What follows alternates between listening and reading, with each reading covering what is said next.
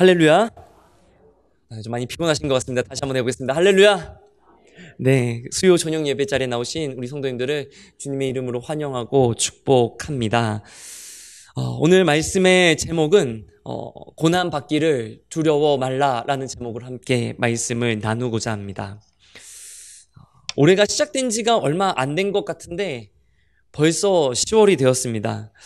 참 시간이 지나고 가을이 점점 무르익어가면서 오히려 쌀쌀하게 추워지는 날씨가 시간 참 빠르게 흘러간다. 참 우리를 다시 한번 또 깨워주는 또 시간이 되는 것 같습니다. 여러분은 10월 하면 무엇이 생각나십니까? 10월 하면 뭐 가을에 익어가는 열매들이 생각나시는 분도 있을 수 있고, 또 추수를 생각하시는 분도 있을 수도 있고, 또 이제 추워지는 날씨를 바라보며 겨울을 생각하시는 분도 있을 것 같습니다. 혹은 이제 울긋불긋 익어가는 단풍을 바라보면서 참 가을이 아름답다라고 느끼시는 분들도 있을 것 같습니다. 그런데 우리나라 역사에서 이 10월은 참 큰 일이 있었습니다. 1909년 10월 26일 바로 안중근 의사가 중국 하얼빈역에서 을사조약을 체결한 그 장본인이었던 이토 히로부미를 처단한 날이 바로 1909년 10월 26일이었습니다. 이 사건 직후에 이 안중근 의사는 체포되어서 리순에 있는 감옥에 갇히게 됩니다. 그리고 이듬해인 1910년 2월에 사형을 선고받고 그 다음 달인 3월에 형장의 이슬로 그 삶을 마감하게 됩니다. 사형을 선고받고 이제 집행되기 전에 안중근 의사의 어머니인 조마리아 여사가 이 안중근 의사에게 편지를 보냅니다. 아마 알고 계시는 분들은 알고 계실 텐데 이 편지를 지금 제가 잠깐 읽어드리도록 하겠습니다. 짧은 편지 글인데, 참고로 이 안중근 의사의 집안은 카톨릭을 믿는 집안입니다. 그래서 어머니의 이름도 조마리아로 나오고요. 안중근 의사는 그 세례명이 도마입니다. 그 편지를 제가 잠시 읽어드리겠습니다. 화면으로도 나옵니다. 조마리아 여사의 편지. 네가 만약 늙은 어미보다 먼저 죽은 것을 불효라 생각한다면 이 어미는 웃음거리가 될 것이다. 너의 죽음은 너 한 사람 것이 아니라 조선인 전체의 공분을 짊어지고 있는 것이다. 네가 항소를 한다면 그것은 일제의 목숨을 구걸하는 짓이다. 네가 나라를 위해 이에 이른즉 땀만 먹지 말고 죽으라. 옳은 일을 하고 받은 형이니 비겁하게 삶을 구하지 말고 대의에 죽는 것이 어미에 대한 효도이다.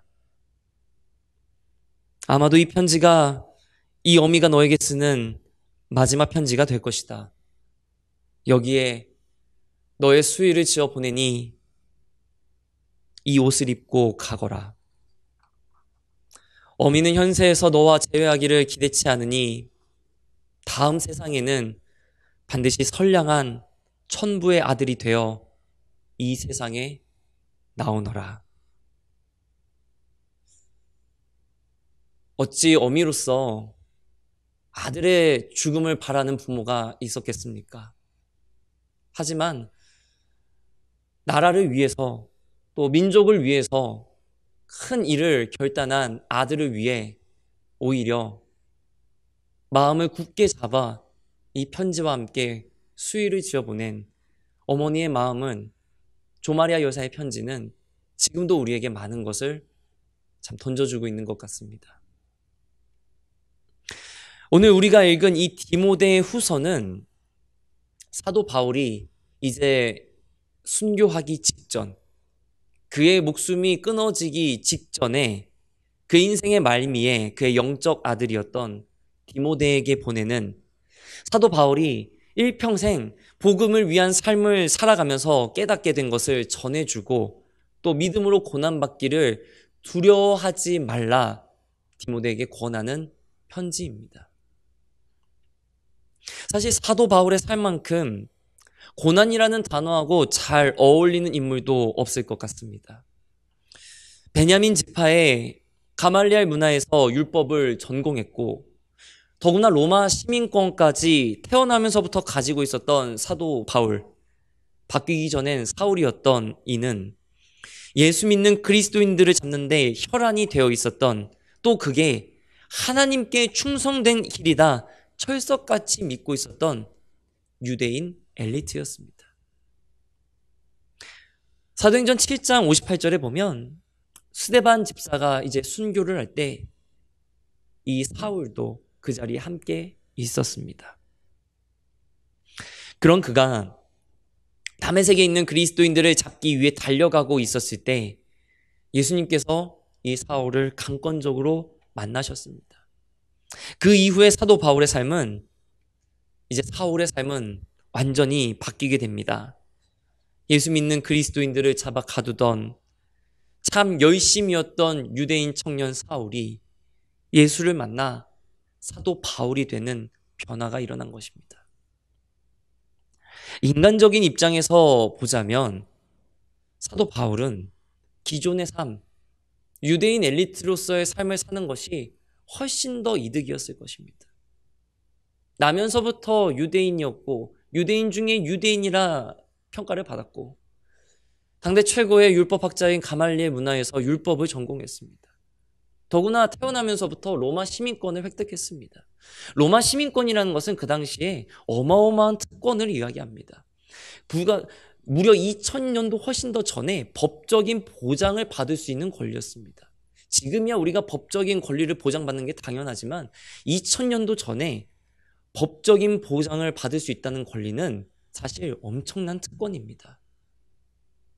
그럼에도 불구하고 사도 바울은 소위 금수저와 같았던 그의 삶을 모두 다 버려버리고 자신을 만나 주었던 예수님을 향해 복음을 들고 그 삶을 나아갔던 것입니다. 우리가 읽은 디모데후서 1장 8절은 이렇게 기록을 합니다. 그러므로 너는 내가 우리 주를 증언함과 또는 주를 위하여 갇힌 자 된 나를 부끄러워하지 말고 오직 하나님의 능력을 따라 복음과 함께 고난을 받으라. 사도 바울은 디모데에게 두 가지를 이야기합니다. 하나는 주님을 전하다, 즉 복음을 전하다 갇힌 나 바울을 부끄러워하지 말아라. 그리고 두 번째는 하나님의 능력을 따라 복음과 함께 고난을 받아라 라고 말하고 있습니다. 여기서 첫 번째로 부끄러워하다, 이 단어를 헬라어로 에파이스키노마이라는 단어를 사용하고 있습니다.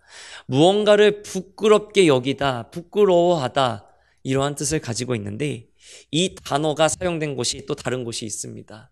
우리가 너무나도 잘 알고 있는 로마서 1장 16절 말씀입니다. 내가 복음을 부끄러워하지 아니하노니. 저는 우리 경인교회 성도님들은 복음을 부끄러워하지 않는 성도님들인 줄 믿습니다. 사도 바울은 로마서에서 복음을 부끄러워하지 않았다라고 이야기합니다.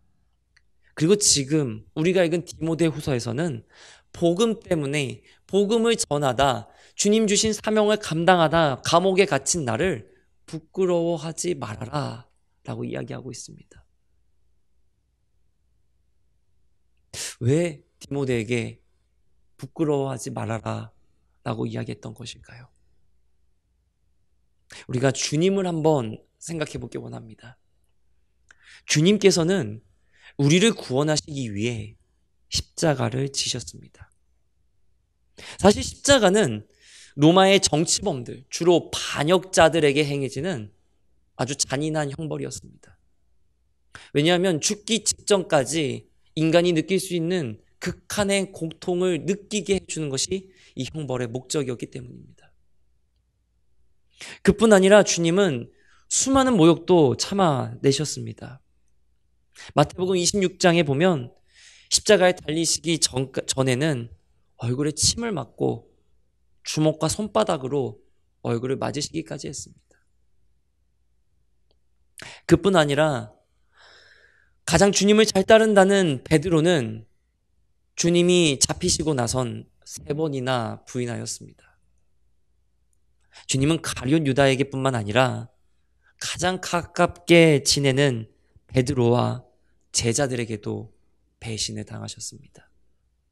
더구나 로마의 군인들에게까지 모진 고문과 모욕을 당하셨습니다. 그런데 한 가지 생각해 보길 원합니다. 굳이 주님께서 그러한 모욕과 고통을 감내해야만 우리를 구원하실 수 있는 분이십니까? 하나님께서 당신의 자녀들을 구원하시기 위해 굳이 가장 사랑하는 독생자를 죽게 만드셔야만 우리를 구원하실 수 있는 분이시냐는 말입니다. 이 세상 만물을 지으시고 모든 것을 주관하신 하나님께서 사람을 죄에서 구원하기 위해 자신의 아들을 직접 십자가에 달려 죽게 만들어야만 우리를 구원하실 수 있는 분이냐 이 말입니다. 하나님은 사실 그러지 않으셔도 충분히 우리를 구원하실 수 있는 분입니다. 그러지 않으셔도 우리를 사랑하시고 우리를 품어주실 수 있는 분입니다. 그러나 그럼에도 불구하고 주님께서 그 수많은 모욕을 당하시면서도 십자가를 지신 것은 그것이 하나님의 뜻이었고 우리를 향하신 하나님의 사랑과 구원의 역사를 완성하는 하나님의 방법이었기 때문입니다.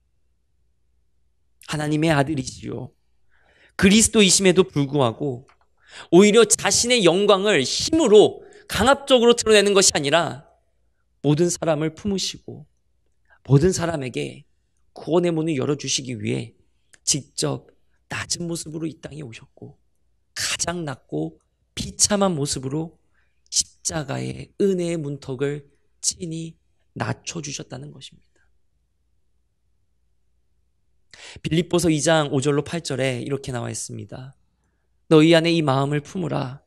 곧 그리스도 예수의 마음이니 그는 근본 하나님의 본체시나 하나님과 동등됨을 취할 것으로 여기지 아니하시고 오히려 자기를 비워 종의 형체를 가지사 사람들과 같이 되셨고 사람의 모양으로 나타나사 자기를 낮추시고 죽기까지 복종하셨으니 곧 십자가에 죽으심이라. 주님은 십자가 구원의 은혜를 완성하기 위해 모든 사람에게 이 구원의 문을 열기 위해 그 문턱을 낮추고 그 계단을 깎아내리기 위해 자신이 직접 목숨조차도 아끼지 않으셨다는 것입니다. 여러분은 어떻습니까? 복음으로 인해 고난 받으시기를 감수하시겠습니까? 사실 지금 우리는 초대교회 때처럼 목숨을 걸고 신앙생활 하지는 않습니다. 참 하나님의 은혜입니다. 우리가 참 편하게 내가 오고 싶을 때, 내가 할 수 있을 때 예배드리고 기도할 수 있다는 것이 얼마나 큰 하나님의 은혜인지 불과 코로나를 지나오면서도 우리는 그것을 너무나도 절절히 깨달았습니다. 하지만 우리가 한 가지 변하지 말아야 될 것은 초대교회 교인들은 목숨을 지켜가면서, 목숨을 걸어가면서까지 그 지켜냈던 복음을 우리 또한 비록 지금 우리의 모습은 편하다 할지라도 우리의 마음과 우리의 생각은 더욱더 복음에 대해 진지해지고 열정을 가져야 될 줄 믿습니다. 그 믿음으로 복음으로 인한 고난조차도 이겨낼 수 있는 저와 우리 경인교회 모든 성도님들 다 되시기를 주님의 이름으로 기도드립니다. 두 번째로 고난을 받으라고 사도 바울이 이야기합니다. 앞서 말씀드렸지만 복음은 고난을 동반합니다. 복음은 단순히 우리의 육신의 안위를 위해서 받은 것이 아니라 우리가 죄와 사망의 법에서 생명과 성령의 법으로 옮겨지는 구원의 능력이기 때문에 그렇습니다. 그런데 우리가 방금 읽었던 디모데후서 1장 8절을 다시 한번 잘 보길 원합니다. 복음과 함께 고난을 받는데 하나님의 능력을 따라 복음과 함께 고난을 받으라고 이야기합니다. 하나님의 능력을 따라 고난을 받는다는 말이 혹 어렵게 느껴지실 수도 있을 것 같아서 제가 표준세번역 번역본으로 이 말씀을 봉독해 드리겠습니다. 그러므로 그대는 우리 주님을 증언하는 일이나 주님을 위하여 갇힌 몸이 된 나를 부끄러워하지 말고 하나님의 능력을 힘입어 복음을 위하여 고난을 함께 겪으십시오. 고난을 받는다. 하나님의 능력으로 말미암아, 주님 주신 능력으로 말미암아 고난을 감당할 수 있다라는 것입니다. 그렇습니다. 고난을 받는다. 이 말에는 그 고난을 감당할 수 있다라는 뜻이 함께 있다는 것입니다. 고난에 참여한다는 말은 그 고난을 기꺼이 감수하겠다라는 의미도 함께 있습니다. 우리가 고난을 받는 것도 하나님의 능력이 내게 임하였기 때문입니다. 사람의 힘과 능력으로는 결코 이 고난을 이겨낼 수가 없기 때문입니다. 우리는 하나님의 능력을 힘입어야만, 하나님과 함께 해야만 이 믿음의 고난을 받을 수 있다는 것입니다. 고린도전서 10장 13절에 이렇게 나와 있습니다.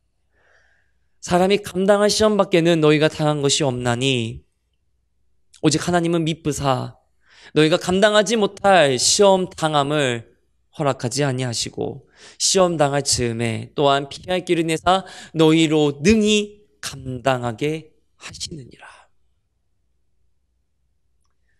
이 고린도전서 10장의 말씀은 사도 바울이 이 고린도 교회에 보내는 편지의 일부분입니다. 사도 바울은 고린도 교회 교인들에게 우상 숭배를 하지 말아라, 우상 숭배에 빠지지 말아라 라고 권면하면서 고린도 교회 교인들이 겪는 그 믿음으로 인해 겪는 어려움들을 주님께서 알고 계시고 반드시 이기게 하여 주신다 위로하면서 이 믿음의 싸움에서, 이 믿음의 고난에서 담대히 이겨내라 격려하며 이 고린도전서 10장 13절의 말씀을 주었습니다. 감당할 시험 밖에는 허락하신 것이 없으니. 지금 사도 바울은 자신의 영적인 아들인 이 디모데에게 이와 같이 지금 너가 맡은, 지금 너에게 주어진 이 믿음의 길에서 겪는 고난 또한 하나님께서, 우리가 고백하는 주님께서 능히 복음의 능력 가운데 이기게 해주실 것을 믿고 담대히 나아가라. 오늘 디모데 후서를 통해 이야기하고 있는 것입니다. 결국 사도 바울이 디모데에게 말하고자 하는 것은 이것입니다. 디모데야, 내가 사랑하는 디모데야, 너도 이 믿음의 길을, 내가 걸어왔던 이 복음의 길을 걸어가야 될 텐데 너 또한 고난을 받을 것이다. 너 또한 믿음으로 힘들어질 것이다. 그러나 그 길에서 도망가는 것이 아니고 그 길을 부끄럽고 수치스럽게 여기지 말아라. 주님께서도 우리를 위해 십자가를 지시기까지 수많은 모욕과 수치를 참으시고 견디셨다.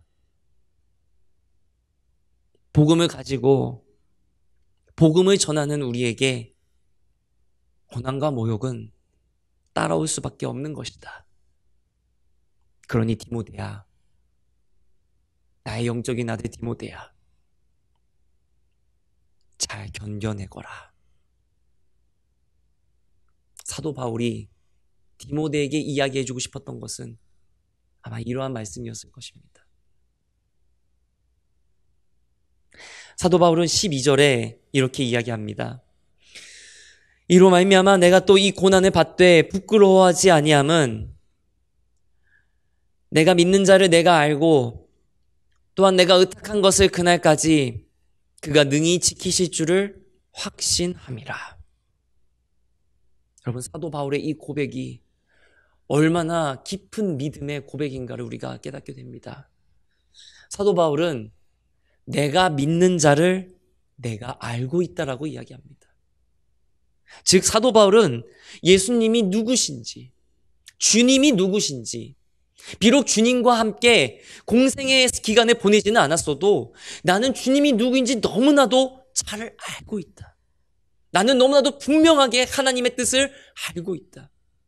그리고 나는 그 뜻에 따라 믿음으로 순종했다. 이야기하고 있는 것입니다. 저는 저와 우리 경인교회 성도님 여러분 모두가 예수님을 잘 아는 믿음의 소유자 다 되기를 간절히 바랍니다. 우리의 믿음은 두루뭉술하거나 우리의 믿음은 무언가 추상적인 것이 아닙니다. 우리의 믿음은 분명해야 합니다. 우리의 믿음은 확실해야 합니다. 우리의 믿음은 결코 섞여서는 안 된다는 것입니다. 복음의 본질이 무엇입니까? 하나님의 아들, 독생자 되신 예수님께서 우리를 위해 십자가에 달려 돌아가셨고 우리의 모든 죄를 지시고 돌아가신 그 주님께서 사망 권세 이기시고 부활하셨습니다. 이 복음을 믿는 자마다 주님께서 당신의 자녀로 삼아주시고 우리에게 하나님 나라의 소망을 허락하여 주셨습니다. 여러분, 이 복음의 본질을 결코 흐리지 않으시기를 주님의 이름으로 기도드립니다. 그렇습니다. 우리가 예수님을 믿는다라고 말하는 것은 그냥 좋아서, 그냥 내 마음이 끌려서가 아니라 분명하게 예수님이 우리를 죄에서 구원하신 하나님의 아들이심을 믿는다는 것을 말합니다. 그 다음 사도 바울의 고백은 어떻습니까? 내가 의탁한 것을 그날까지 그가 능히 지키시리라. 사도 바울이 의탁한 게 무엇일까요? 혹시 대출 이자를 좀 부탁드렸을까요? 주님, 제가 사역을 하게 되면 제가 대출을 한 30년 받아놓은 게 있는데요. 그 이자 내기 너무 힘듭니다. 그거는 좀 갚아주십시오. 이렇게 맡기셨을까요? 아니면 가족들을 주님 부탁드립니다. 물론 그것도 들어가 있었을 것입니다. 그러나 무엇보다 사도 바울이 주님에게 의탁했던 것은 그의 목숨과 그의 영혼 아니었겠습니까? 일평생 주님의 복음을 전하기로 결단한 이 사도 바울은 자신의 인생을 주님께 드렸습니다. 금수저로서 사실 다른 사람들은 하나만 있어도 좋겠다라고 할 만한 것들을 사도 바울은 다 가지고 태어났습니다. 충분히 누릴 거 다 누리면서도 예수님의 복음 얼마든지 전할 수 있었습니다. 오히려 그것들을 이용해서 더 열심히, 더 여유롭게 복음을 전할 수도 있었습니다. 그런데 사도 바울은 자신의 그 모든 권리들, 자신이 누릴 수 있는 그 모든 혜택들을 다 뒤로 하고 오직 주님만 바라보면서 주님께 자신의 영혼과 자신의 생명을 의탁했다라는 것입니다. 그리고 사도 바울은 주님께서 자신에게 맡겨주신 이 사명을 다 마칠 때까지 주님께서 자신을 지켜주실 것이라는 믿음을 굳건하게 가지고 있었다는 것입니다. 저는 저와 우리 경인교회 성도님들이 이러한 믿음의 고백으로 날마다 영적 전투에서 승리하시기를 간절히 기도드립니다. 주님께서 나에게 맡겨주신, 우리 교회에 맡겨주신 그 사명 감당하기까지, 주님, 내가 그 일을 감당하기까지 내가 열심으로 믿음으로 순종하겠습니다. 사도 바울의 고백은 바로 이런 고백이었을 것입니다.